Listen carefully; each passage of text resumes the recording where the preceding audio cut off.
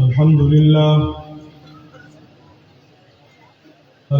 لله نحمده ونستعينه ونستغفره ونؤمن به ونتوكل عليه ونعوذ بالله من شرور أنفسنا ومن سيئات أعمالنا ونعوذ بالله من شرور أنفسنا ومن سيئات أعمالنا من يهده الله فلا مضل له ومن يضلله فلا هادي له ونشهد أن لا إله إلا الله وحده لا شريك له ونشهد أن سيدنا وسندنا وحبيبنا وشفيعنا وهادينا ومولانا وملجأنا وقائدنا الأعظم والنبي الأكرم والرسول الأفخم محمدا عبده ورسوله لا نبي بعده ولا رسول بعده ولا معصوم بعده ولا إمام بعده ولا أمة بعد أمته وسيد الخلائق والبشر صلى الله تبارك وتعالى عليه وعلى آله وأصحابه وأزواجه وأتباعه وأولاده وبارك وسلم تسليما كثيرا كثيرا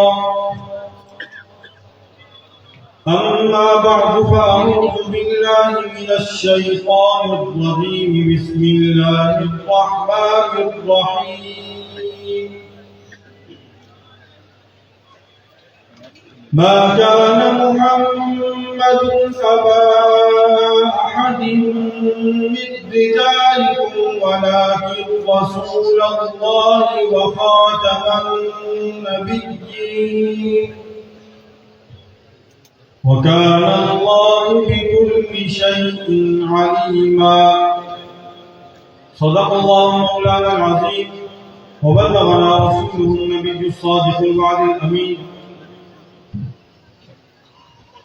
तमाम हज़रात एक मरतबा इबादत की नीयत से इख़लास और मोहब्बत के साथ नमाज वाला दुरूद पाक तिलावत फरमाएं। खत्म नबूवत का इज्तिमा है रसूलुल्लाह सल्लल्लाहु अलैहि वसल्लम की ज़ात बाबरकात पर दुरूद पाक तिलावत। अल्लाहुम्मा सल्लि अला मुहम्मद व अला आलि मुहम्मद कमा सल्लैता अला इब्राहीम व अला आलि इब्राहीम इन्नका हमीदुम मजीद। اللهم بارك على محمد وعلى آل محمد كما باركت على إبراهيم وعلى آل إبراهيم إنك حميد مجيد। साहिब सदर हज़रात उलमा किराम मशाइख़ इज़ाम हाज़िरीन मजलिस, अल्लाह सुब्हानहू व तआला ने अपने ख़ास फज़ल और करम से हमें दीन इस्लाम की नेमत अता फरमाई और रसूलुल्लाह सल्लल्लाहु अलैहि वसल्लम का उम्मती बनाया। ये वो नेमत है कि जिसके हुसूल के लिए अंबियाए किराम ख्वाहिश करते रहे। हुजूर सल्लल्लाहु अलैहि वसल्लम की उम्मत का हिस्सा बनने की ख्वाहिश अंबियाए किराम करते रहे और अल्हम्दुलिल्लाह अल्लाह जल्ल शानुहू ने मुझे और आपको बिन मांगे, बगैर ख्वाहिश किए, बगैर पूछे ہمیں حضور کی امت میں پیدا فرمایا اور کلمے جیسی نعمت عطا فرمایا. اس پہ جتنا شکر ادا کیا جائے اتنا کم ہے. اور یہ صرف رسول اللہ صلی اللہ علیہ وسلم کے صدقے میں ملا. آپ صلی اللہ علیہ وسلم اپنی حیات تجربہ کے اندر، اس دنیاوی حیات تجربہ کے اندر اس امت کی مغفرت کے لیے اللہ سبحانہ و تعالیٰ سے مانگتے رہے، اور کل قیامت کو بھی ہمارے پاس یہی سہارا ہے کہ حضور ہی شفاعت کرنا ہے.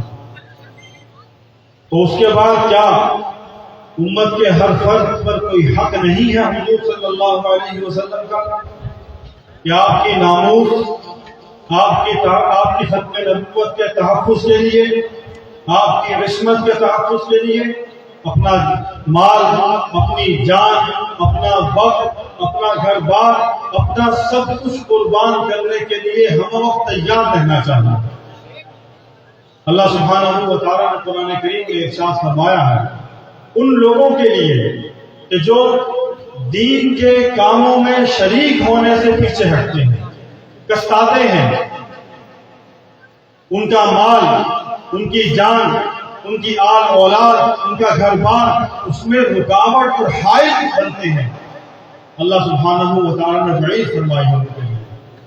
قرآن کریم میں ارشاد ہمارے تعالیٰ ہے قُلْ إِن كَانَ آبَاؤُكُمْ وَأَبْنَاؤُكُمْ وَإِخْوَانُكُمْ وَأَزْوَاجُكُمْ وَعَشِيرَتُكُمْ وَأَمْوَالٌ اقْتَرَفْتُمُوهَا وَتِجَارَةٌ تَخْشَوْنَ كَسَادَهَا وَمَسَاكِنُ تَرْضَوْنَهَا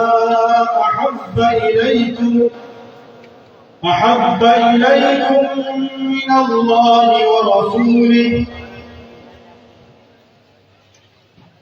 اللہ سبحانہ و تعالیٰ نے ارشاد فرمایا کہ تمہارا مال، تمہاری جان، تمہارا کاروبار، تمہارے عزیز و اقارب، یہ سب کچھ جو دنیا میں تم سے وابستہ ہے، یہ سب کچھ اگر اللہ اور اللہ کے رسول اور اس کے احکامات اور اس کی ناموس اور اس کے ختم نبوت اور اس کے دین کے تحفظ کے لیے اگر حائل اور رکاوٹ ہے تو پھر حتیٰ یأتی اللہ بأمرہ، انتظار کرو پھر اللہ کے عذاب کا.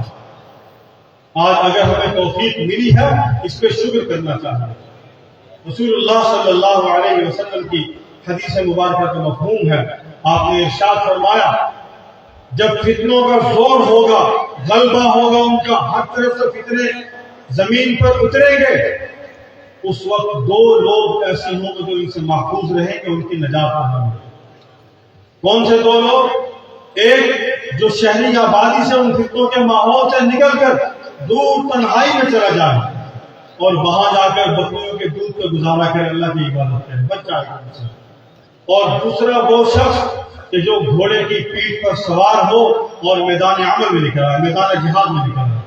الحمدللہ آج 100 برس سے زائد عرصہ ہونے کو ہے فتنہ قادیانیت کے تعاقب میں علماء امت نے جب سے یہ فتنہ شروع ہوا، علماء لدھیانہ سے لے کر آج دن تک اس فتنے کا تعاقب کیا. انفرادی شکل میں، اجتماعی صورت میں یہ کام تسلسل ہے 1929 میں قائم ہونے والی مجلس احرار اسلام کا، جس نے 1934 میں اکتوبر کے مہینے میں 21، 22، 23 اکتوبر کو امیر شریعت سید عطا اللہ شاہ بخاری بانی و امیر اول مجلس احرار اسلام کی قیادت و سیادت میں انہوں نے قادیان میں گھس کر مرزا قادیان کو اور اس کی ذریت بغایا کو، مرزا بشیر الدین محمود کو ناگو چرے سے بائے سیدھا سفر ہو کر ان کے سامنے کھڑے ہو گئے، سیسا پلائی دیوار بن کر ان کے سامنے کھڑے ہوئے. شاہ جی نے 3 دن وہاں تقریر کی. ان کی تقریر کے نتیجے میں تیسرے دن 17 کے قریب قادیانیوں نے اسلام قبول کیا. یہ پہلی کامیابی کی تحریک کی اجتماعی شکل کے اندر. پاکستان بنا. پاکستان بننے کے وقت باؤنڈری کمیشن میں سر ظفر اللہ خان قادیانی کو شامل کیا گیا. ایک سازش کے تحت پاکستان کے روز اول سے قادیانی مخالف تھے، مخالف ہیں. ہم ان پر کبھی اعتبار کرنے کے لیے تیار نہیں ہیں. یہ یہود و نصارہ کے پروردہ ہیں. یہود و نصارہ کے ایجنٹ ہیں، اور ان کے متعلق قرآن نے کہا ہے وَلَن تَرْضَىٰ عَنكَ الْيَهُودُ وَلَا النَّصَارَىٰ حَتَّىٰ تَتَّبِعَ مِلَّتَهُمْ، تم سے خوش نہیں ہو سکتے نہ یہودی نہ نصرانی نہ ان کی ذریت، کوئی بھی تم سے راضی نہیں ہو سکتا حتیٰ کہ تم ان کے دین پر نہ آ جاؤ۔ اور دوسری بات ارشاد فرمائی کہ ان پر کبھی اعتماد بھی نہ کرنا، کبھی بھروسہ بھی نہ کرنا ان پر۔ پاکستان بننے لگا، انہوں نے پٹھان کوٹ کا علاقہ نکال دیا، جو پاکستان کے پاس، انڈیا کے پاس واحد راستہ تھا کشمیر کے لیے۔ ہماری شہرت کشمیر کو انہوں نے کاٹا، ہم سے ہماری شہرت کشمیر کو کاٹا۔ پاکستان بنے ہوئے 4 سے 5 برس ہوئے تھے، 1952 کا سال تھا، مرزا بشیر الدین محمود نے اعلان کیا احمدیوں 52 گزرنے نہ پائے، ہم پاکستان کے سب سے اہم علاقے صوبہ بلوچستان کو احمدی اسٹیٹ بنائیں گے، جو معدنیات کے اعتبار سے اور بہت ساری وجوہات سے پاکستان کا اہم ترین علاقہ ہے، ہم اسے قادیانی اسٹیٹ بنائیں گے۔ سن 1952 گزرا، امیر شریعت نے 31 دسمبر 1952 کو رات 12:01 پر شاہ جی نے خطاب فرمایا اور فرمایا کہ تمہارا 52 گزر گیا بیٹا بشیر الدین، 53 ہمارا ہے، 53 ہمارا ہے۔ اسی چنیوٹ میں قادیانیوں کے مد مقابل وہاں کھڑے ہو کے شاہ جی نے اعلان فرمایا لائبریری پارک چنیوٹ میں، شاہ جی نے فرمایا 53 ہمارا ہے۔ 1953 شروع ہوا، مجلس احرار اسلام کی زیر قیادت و سیادت کل جماعتی فورم بنا، تحریک ختم نبوت چلی، مطالبات پیش کیے گئے۔ آج وہی مطالبات ہم یہاں دہرائیں گے، آپ میرے ساتھ مل کے دہرائیں گے۔ سب سے پہلا مطالبہ تھا مرزا سر ظفر اللہ خان قادیانی سمیت تمام قادیانیوں کو پاکستان کے قریبی عہدوں سے برطرف کیا جائے۔ آپ صاحب کہتے ہیں ہمارا آج بھی یہ مطالبہ ہے، ختم نبوت کے محاذ پر کام کرنے والی تمام جماعتوں کا یہ مطالبہ ہے۔ 1953 میں حضرت امیر شریعت نے، ان کے رفقا نے کل جماعتی فورم کے اوپر یہ مطالبہ پیش کیا تھا، آج تک اس پر عمل نہیں ہو سکا۔ ہم آج بھی مطالبہ کرتے ہیں کہ قادیانیوں کو پاکستان کے قریبی عہدوں سے ہٹایا جائے اور اس کے لیے مستقل بنیادوں پر قانون بنایا جائے۔ دوسری بات، الحمدللہ 1953 کی تحریک چلی، اس تحریک کو اس وقت کے حاجی نوازی نام نہاد حکمرانوں نے گولی کے ذریعے کچل دیا، قیادت کو قید کر دیا، جیل میں ڈال دیا، عوام الناس کا خون کیا گیا۔ 10,000 فرزندان توحید نے، 10,000 فرزندان ختم نبوت میں، 10,000 مجاہدین ناموس رسالت میں لاہور کے مال روڈ پر، ملتان میں، کراچی میں، سیالکوٹ میں، پورے ملک کے اندر اپنی جانوں کے نذرانے پیش کیے، لاہور کے مال روڈ پر شہید ہونے والے شہدائے ختم نبوت کی لاشوں کو چھانگا مانگا کے جنگل میں جلایا گیا، انہیں داغی کے اندر بہایا گیا، ان کی راکھ کو۔ یہ سلوک اس وطن کے اندر تحفظ ناموس رسالت کے مجاہدین کے ساتھ ہوتا ہے، وہ قادیانیوں کو شیلٹر دیا جاتا ہے۔ آج تک اس وقت بھی مرزا خواجہ ناظم الدین نے کہا تھا کہ اگر ہم یہ قانون منظور کر دیتے ہیں تو پھر امریکہ ہماری گندم بند کر دے گا، امریکہ ہماری گندم بند کر دے گا۔ پیسہ تو آج تک بھی نہیں ملا۔ مولانا فرما رہے تھے 2009 کی بات، میں کہتا ہوں 2009 نہیں، 1953 سے یہی معاملہ ہے، 1953 سے یہی معاملہ ہے۔ جب تک رسول اللہ صلی اللہ علیہ وسلم کی ناموس کے تحفظ کے لیے کھڑے نہیں ہوں گے اور توہین رسالت کے مجرموں کو کافر کردار تک نہیں پہنچایا جائے گا، ان کے خلاف قانونی چارہ جوئی نہیں کی جائے گی، ان کے خلاف متحد ہو کر آواز بلند نہیں کی جائے گی، اس وقت تک امریکہ اور اس کے جانشین اور اس کے یہاں پر پھرے ہوئے، یہاں پر بکھرے ہوئے، یہاں پر ڈپیوٹ کیے ہوئے اس کے بغل بطولے ان پہ مسلط رہیں گے اور ہمیں پریشانی کا سامنا رہے گا۔ اس قانون کو جو 1974 میں علماء امت کی محنت سے منظور ہوا اور آج تک اسے فریز کر کے رکھا ہوا، کسی ایک توہین رسالت کے مجرم کو پھانسی کی سزا نہیں ہے۔ قانون پہ عمل درآمد نہیں ہے۔ ہمارا دوسرا مطالبہ کہ اس اجتماع کی وساطت سے تمام جماعتوں کا مطالبہ ہے کہ قانون توہین رسالت، قانون ناموس رسالت، قانون تحفظ ختم نبوت، اس پر مؤثر عمل درآمد کیا جائے۔ آپ ساتھ دیتے ہیں اس بات کا؟ قانون توہین رسالت، قانون ناموس رسالت پر مؤثر عمل درآمد کیا جائے۔ جتنے مجرم اس وقت ناموس رسالت کے جیلوں میں موجود ہیں ان کو پھانسی کی سزا دی جائے۔ گستاخ رسول کی ایک سزا، گستاخ رسول کی ایک سزا، گستاخ رسول کی ایک سزا۔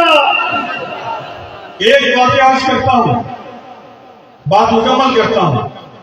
ملتان کی بہاؤالدین زکریا یونیورسٹی میں ایک وزٹنگ پروفیسر جنید حفیظ وہ وہاں پر پڑھاتا ہے اور اپنے لیکچر پہ، اپنی گفتگو میں، اپنے سوشل میڈیا کے اکاؤنٹس پر وہ رسول اللہ صلی اللہ علیہ وسلم کی توہین کرتا ہے۔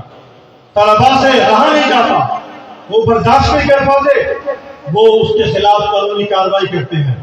وہ ملتان سے نکلنے میں کامیاب ہوتا ہے، دائیوں سے بیٹھتا ہے، قانون اس کے پیچھے حرکت میں آتا ہے، اسے ساہیوال ڈائیو ٹرمینل سے گرفتار کیا جاتا ہے۔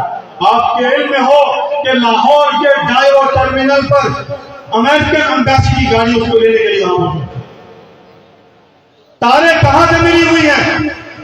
ہمارے تعلیمی اداروں کے اندر دشمن کے اعلی کار موجود ہیں، ہمارے تعلیمی اداروں کے اندر دشمن کے ڈپیوٹ کردہ، دشمن کے بھیجے ہوئے لوگ موجود ہیں۔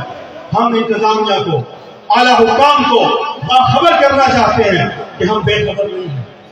تمہیں معلوم نہ ہو تو ہم فقیروں سے آ کے پوچھ لو کون کون بدماش کہاں بیٹھا ہے اور حضور کی ناموس کے خلاف کہاں کہاں سے سازش ہو رہی ہے۔ ہم بالکل چاقو چوبند ہیں، مستعد ہیں، اس میدان میں کھڑے ہیں تو پوری تیاری کے ساتھ کھڑے ہیں۔ ہم کسی صورت ایک لمحے کے لیے پیچھے ہٹنے کے تیار نہیں ہیں۔ آپ ساتھ ہیں انشاءاللہ۔ اللہ سبحانہ و تعالی ہماری اس حاضری کو قبول فرمائے۔